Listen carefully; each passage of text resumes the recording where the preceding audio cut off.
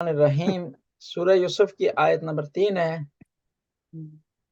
نحن نقص علیک احسن القصص بما اوحینا علیک هذا القرآن وان كنت من قبله لمن الغافلین۔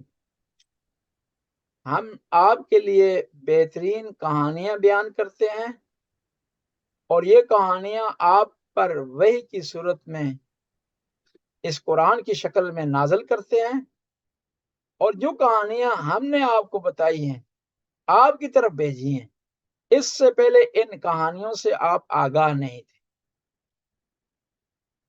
دنیا میں جو لٹریچر ہے، جو کتابیں لکھی گئی ہیں اور جو آثار اور ورک موجود ہے، اس میں ایک بڑا حصہ کہانیوں پر مشتمل ہے،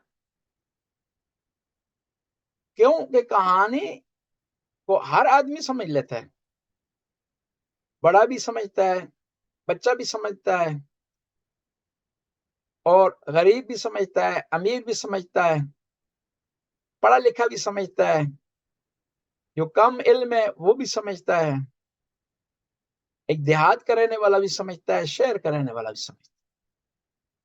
بس کہانی سمجھانے کی وہ صورت ہے جس میں آسانی پائی جاتی ہے، اور جو آدمی بھی اپنے مافِ ضمیر کو بیان کرنا چاہتا ہے، اپنے پیغام کو پہنچانا چاہتا ہے، تو اس میں سب سے آسان طریقہ یہ ہوتا ہے کہ اپنے مافِ ضمیر کو، اپنے ذہنی مطالب کو کہانی کی صورت میں دوسرے کے سامنے پیش کریں۔ اور پھر آج کے زمانے میں کہانی کو ایک نئی صورت دی گئی ہے جسے ڈرامہ کہا جاتا ہے، جسے فلم کہا جاتا ہے، سیریل جسے کہا جاتا ہے۔ لیکن ہم نے دیکھنا ہے یہ قرآن نے جو کہانیاں بیان کی ہیں، ان میں اور عام کہانیوں میں کیا فرق ہے؟ ان میں اور عام کہانیوں میں بڑا فرق ہے۔ عام کہانی میں اس کو بیان کرنے والا، اس کو لکھنے والا ایک انسان ہے، لیکن جو قرآن میں کہانی بیان ہوئی ہے اس کو بیان کرنے والا اللہ تعالیٰ ہے، جو ہر چیز سے آگاہ ہے، جسے ہر چیز کا علم ہے، اس کے ہاں مبالغہ نہیں ہے، اس کے ہاں کسی چیز میں کمی اور زیادتی نہیں ہے۔ دوسری کوالٹی اس کہانی کی یہ ہے، قرآن کی کہانیوں کی، کہ کہانیاں حقائق پر مبنی ہیں، صرف داستان نہیں ہے، قصہ نہیں ہے، بناوٹ نہیں ہے۔ اور تیسری خصوصیت قرآن کی کہانیوں کی یہ ہے کہ اس میں ٹارگٹ پایا جاتا ہے، ہدف پایا جاتا ہے، ایم پایا جاتا ہے، کہ خود قرآن بھی کہہ رہا ہے نقص علیک من انباء الرسل ما نثبت به فوادک، کہ ہم جو کہانیاں آپ کے لیے بیان کرتے ہیں اس لیے اللہ کے رسول بیان کرتے ہیں تاکہ آپ سٹرانگ ہو جائیں، آپ کو تقویت ملے، آپ کو حوصلہ ملے، آپ کی حوصلہ افزائی ہو۔ اور واقعی اس طرح ہے بھی کہ جب مکہ کے لوگ نبی کریم کو اذیت دیتے تھے تو قرآن نے بیان کی کہانی حضرت نوح کی، کہ نبی آپ کو اذیت ملی ہے، پریشان ہوئے ہیں، لیکن اس سے زیادہ اذیت حضرت نوح کو ملی۔ آپ ہجرت کرنے پر مجبور ہوئے، پریشانی ہوئی کہ خدایا کیا ہو گیا کہ میں اپنے وطن کو چھوڑنے پر مجبور ہو گیا ہوں، اپنے رشتہ داروں کو چھوڑنے پر مجبور ہو گیا ہوں، وہ وطن جس میں پلا بڑا ہوں، جس کی ہر چیز سے میں آشنا ہوں، میرا دل جان لگا ہوا ہے، کیوں مجبور ہو گیا ہوں اس شہر کو چھوڑنے پر؟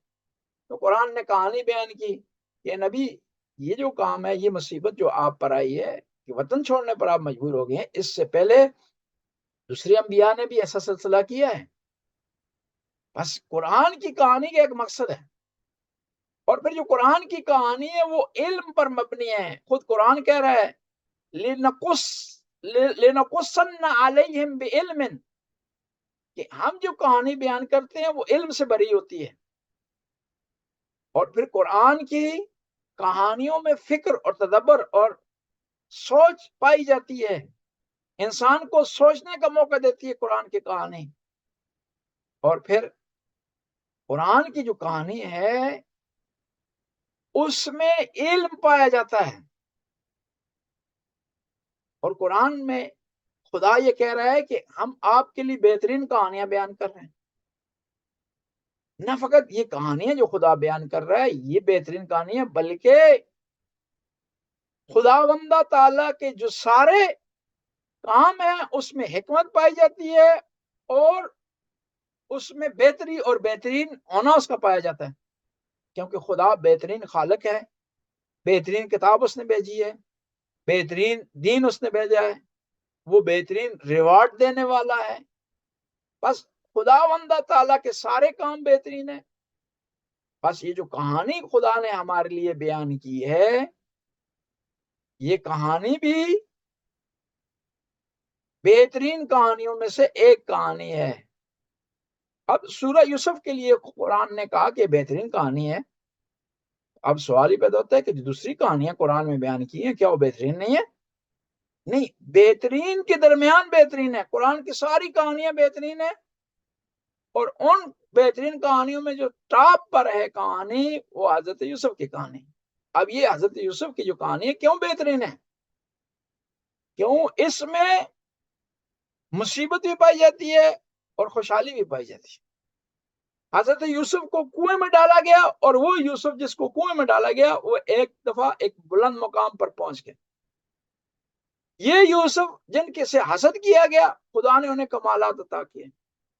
اسی کہانی میں ایک ایسا گناہ کا پہلو پایا جاتا ہے اور اس کے مقابلے میں پاک دامنی کا پہلو پایا جاتا ہے۔ اسی کہانی میں ایک آدمی پر 40 سال ظلم ہوئے، اس کو کنویں میں ڈالا گیا، اس پر تہمت لگائی گئی، اس پر سختی کی گئی،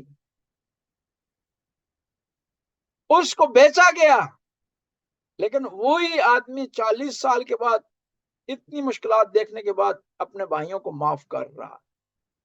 اس کہانی کا حسن ہے کہ انسان کے لیے سب سے بہتر یہ ہے کہ جتنا کوئی اس پر ظلم کرے وہ سب کو معاف کر دے، کہ معاف کرنا خود اس کے لیے بھی اچھا ہے، اور جن کو معاف کیا جا رہا ہے وہ بھی ان کے لیے بھی بہتری ہے۔ یعنی جتنے ظلم حضرت یوسف پر ہوئے ہیں اور جو مقام ان کو ملا، اگر کوئی اور ہوتا تو اپنے بھائیوں سے انتقام لیتا۔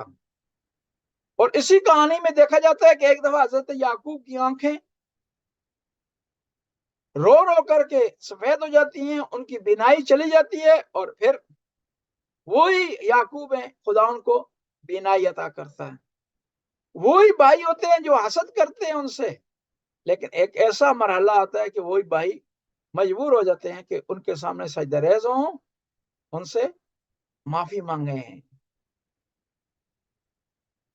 اور اس آیت سے کچھ نکات ملتے ہیں۔ پہلا نقطہ یہ ملتا ہے کہ اس کہانی کو قبول کریں جس کا بیان کرنے والا آدمی معتبر ہو، اور اس آیت سے پتہ چلتا ہے کہ جب کوئی کہانی بیان کر رہے ہیں، آپ کوئی واقعہ آپ بیان کر رہے ہیں، تو ضروری ہے پہلے اس کی اہمیت اجاگر کریں، اس کی ایتھنٹسٹی کے بارے میں بتائیں، اس کی ویلیو کے بارے میں بتائیں کہ یہ کیا ویلیو رکھتا ہے اور اس کا مقام کیا ہے۔ تب جب آپ اس کی ویلیو بیان کریں گے تو تب سننے والا اسے غور سے سنے گا، اس کی طرف توجہ کرے گا کہ یہ عام کہانی نہیں ہے، یہ عام واقعہ نہیں ہے، یہ جو پوائنٹ بیان کیا جا رہا ہے یہ پوائنٹ کو عام پوائنٹ نہیں ہے۔ اور اسی آیت سے پتہ چلتا ہے کہ جب کسی کے سامنے ہم کسی کو ماڈل کے طور پر پیش کر رہے ہوں تو کوشش کریں بہترین ماڈل کا انتخاب کریں، تاکہ جو سننے والا ہے جس کے سامنے بیان ہو رہا ہے وہ اس سے اثر لے۔ اور اسی آیت سے پتہ چلتا ہے کہ بہترین کہانی وہ ہے جس کی بنیاد قرآن ہو، اللہ کی وحی ہو اور خدا کی طرف سے ہو۔ اور اسی آیت سے پتہ چلتا ہے کہ یہ جو کہانیاں ہمارے نبی نے قرآن کی صورت میں بیان کی ہیں یہ اپنی طرف سے نہیں ہیں، خدا کی طرف سے ہیں، کیونکہ بعض عربوں نے یہ الزام لگایا تھا کہ جو قرآن نبی بیان کر رہے ہیں انہوں نے دوسرے لوگوں سے لیا ہے، یہ جو قرآن بیان کیا جا رہا ہے، قرآن ان کی اپنی طرف سے یا خدا کی طرف سے نہیں ہے. اس کو رد کرنے کے لیے خدا نے اس آیت میں کہا کہ یہ جو کہانی آپ کے لیے بیان کر رہے ہیں، ایک اس کی خصوصیت یہ ہے کہ بہترین کہانی ہے، دوسری خصوصیت اس کی یہ ہے کہ اللہ کی طرف سے ہے، تیسری خصوصیت یہ ہے کہ قرآن کی صورت میں ہے، چوتھی خصوصیت یہ ہے کہ یہ کہانی اے اللہ کے نبی ہم نے آپ کے لیے بیان کی ہے. اس سے پہلے آپ کو اس سے متعلق ذرا برابر علم نہیں تھا. اب اگلی آیت کی طرف آتے ہیں. اذ قال یوسف لأبیہ یا ابتا انی رأیت احد عشر کوکبا، کہ یاد کرو اے میرے نبی اس وقت کو کہ جب یوسف نے اپنے والد گرامی کے لیے کہا اے ابا جان میں نے خواب میں دیکھا ہے کہ 11 ستارے ہیں، والشمس اور سورج ہے، والقمر چاند ہے، رأیتہم لی ساجدین، میں نے خواب میں دیکھا ہے کہ 11 ستارے، سورج، چاند میرے لیے سجدہ کر رہے ہیں. اب یہ جو کہانی حضرت یوسف کی یہاں سے سٹارٹ ہو رہی ہے کہ اس کا آغاز کہاں سے ہوا ہے. اس کا آغاز ایک خواب سے ہوا ہے. اب یہ دیکھنا ہے کہ خواب کی حقیقت کیا ہے. قرآن میں 7 یا 8 دفعہ خواب بیان ہوئی ہے. 2 دفعہ نبی کی خواب ہے، فتح مکہ سے متعلق ہے. پھر نبی کو خواب میں جو ہے وہ دیکھا کہ کچھ بندر جو ہے وہ آپ کے ممبر پر اوپر نیچے آ رہے ہیں، اس کی تعبیر ہوئی. پھر حضرت یوسف کی خواب ہے، قیدیوں کی خواب ہے، مصر کے بادشاہ کی خواب ہے. یعنی 7-8 مقام پر قرآن نے خواب کو بیان کیا ہے، اور یہ تاریخی خوابیں ہیں. اس سے پتہ چلتا ہے کہ خواب حقیقت ہے. اب یہ دیکھنا ہے کہ جو ہم خواب دیکھتے ہیں اس کی تعبیر ضروری ہے یا ضروری نہیں ہے. اسلام نے خواب کی 3 قسمیں بیان کی ہیں. ایک وہ خواب ہے جو ہر آدمی اس کو سمجھ جاتا ہے، واضح اور روشن ہے، کوئی اس میں تعبیر کی ضرورت نہیں. کہ ایک مرد نے دیکھا خواب میں وہ دوسری شادی کر رہا ہے جی، جو ہر روز دیکھتے ہیں مرد، اور کچھ دنوں بعد پیغام آ گیا جی کسی کی طرف سے جی شادی کا جی. یہ خواب واضح اور روشن ہے. ایک دفعہ خواب یہ ہوتا ہے کہ واضح نہیں ہوتی، لیکن اس کو سمجھنے کے لیے ایکسپرٹ کی ضرورت ہوتی ہے. یہ خواب بھی قابل تعبیر ہے، اور کچھ لوگ جو ماہر ہوتے ہیں تعبیر کر سکتے.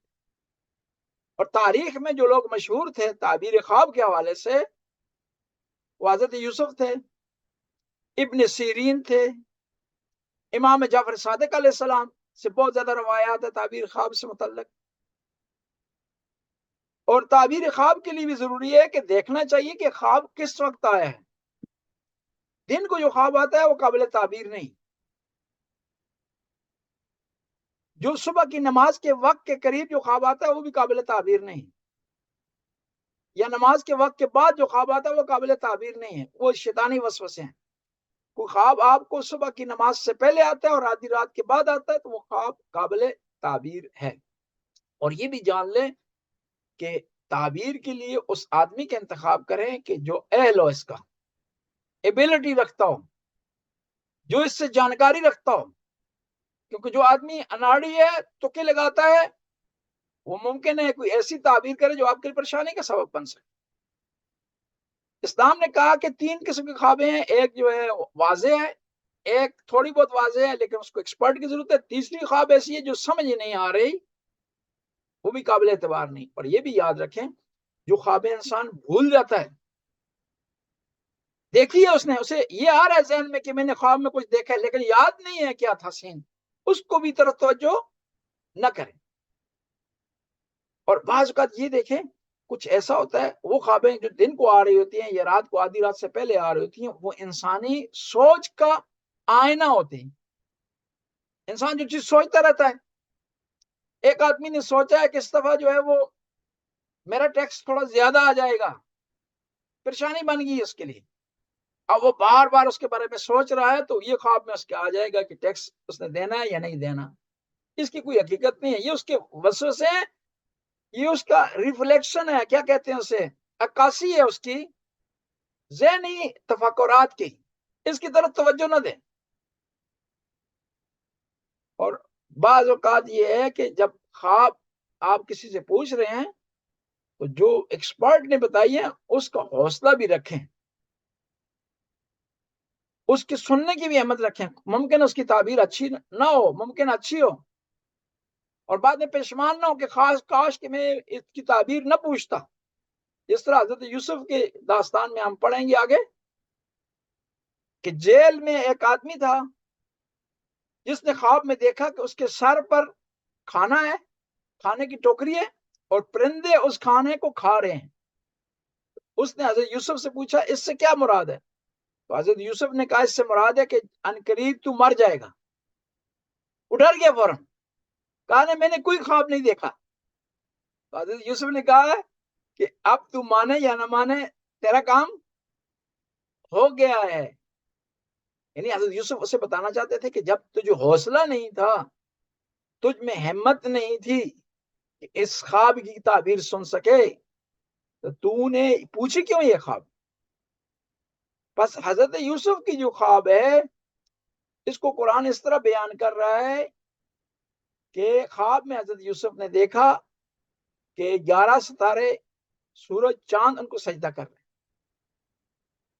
اور اب یہ اپنے والد کے پاس آئے خواب کے لیے، تو والد نے ایک تو خواب کی تعبیر کی، دوسرا یہاں نقطہ ان کو بتایا کہ آپ نے یہ خواب اپنے بھائیوں کے سامنے بیان نہیں کرنے۔ اب یہ بعض کو کہا جاتا ہے نا کہ آپ کو کوئی رینک ملا ہے، آپ کو کوئی پوزیشن ملی ہے، فوراً جو ہے وہ ان لوگوں کے سامنے بیان نہ کریں جو آپ سے حسد کرتے ہیں، جو آپ سے جلتے ہیں، جن کو آپ کی ترقی نہیں بھاتی، برداشت نہیں ہوتی، ان کے سامنے بیان نہ کریں کہ ممکن ہے وہ آپ کو نقصان پہنچانے کی کوشش کریں۔ اور حسد بعض اوقات انسان کو بڑے سے بڑے گناہ پر بھی اکسا دیتا ہے۔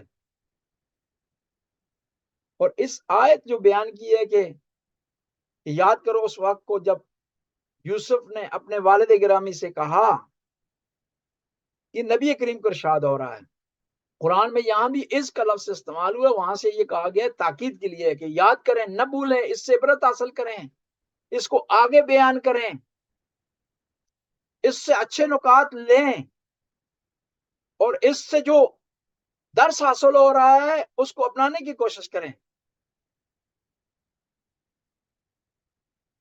اور اسی آیت سے پتہ چلتا ہے کہ جب آپ کو کسی مشورے کی ضرورت ہوتی ہے، کوئی چیز آپ کے ذہن میں آتی ہے، کوئی مشکل آپ کے لیے آتی ہے، کوئی سوال آپ کے سامنے پیش ہوتا ہے، تو سب سے پہلے جو آپ جس سے پوچھ سکتے ہیں، جس سے مشورہ لے سکتے ہیں، وہ آپ کے والدین ہیں۔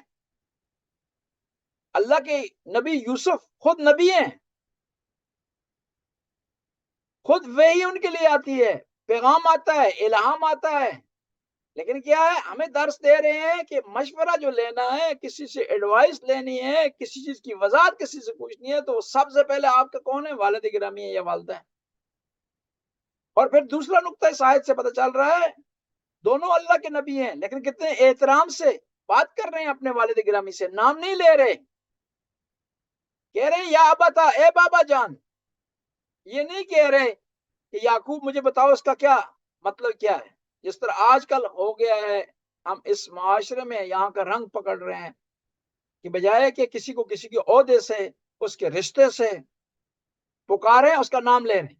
ہماری ثقافت میں تو حتیٰ یہ ہے کہ جو آدمی غیر ہے وہ اگر بڑا ہے تو ہم اس کو انکل کہتے ہیں، اگر ہمارا ہم سن ہے، ہم عمر ہے، تو اس کو بھائی ہم کہتے ہیں، اور خاتون جو بڑی ہو تو اس کو خالہ کا لفظ اس کے لیے استعمال کیا جاتا ہے، اور اگر ہماری ہم سن ہو تو اس کو باجی کہتے ہیں یا بہن کہتے ہیں اسے۔ یعنی ہماری ثقافت یہ ہے، ادب و احترام کی ثقافت ہے، اور یہ قرآن کی ثقافت ہے۔ اس کو ہمیں آگے بڑھانا چاہیے، اس کو بچوں کو سکھانا چاہیے کہ آپ نے اپنے ہمسائے کا نام نہیں لینا بلکہ اسے انکل کہہ کر پکارنا ہے۔ اور اسی جو ہے وہ آیت سے پتہ چلتا ہے کہ جب ہم ایک دوسرے سے بات کر رہے ہوں تو ادب سے بات کریں، اور اسی آیت سے پتہ چلتا ہے کہ جو بچہ آپ کو کچھ چیز بیان کر رہا ہے نا، کچھ چیز آپ سے پوچھ رہا ہے، اس کو اگنور نہ کریں، اس کی طرف توجہ دیں، اس کے سوال کا جواب دیں۔ اگر اس وقت وقتی طور پر نہیں دے سکتے تو اسے کہہ دیں کہ میں کل بتاؤں گا اس کا جواب آپ کو، لیکن اس کو اگنور نہ کریں۔ حضرت یوسف بیٹے ہیں، یعقوب والد ہیں، سینئر ہیں ہر لحاظ سے، لیکن اس کے باوجود بھی ان کی بات کی طرف توجہ دے رہے ہیں، حالانکہ بات ایک خواب کی ہے۔